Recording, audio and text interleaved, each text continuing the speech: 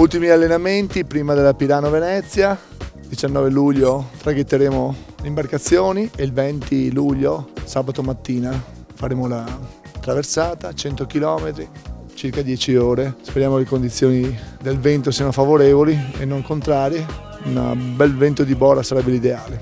E i team saranno 2 e faremo circa 12 persone a team che si intercambieranno nell'acqua con tipo la gara a Molokai delle Hawaii.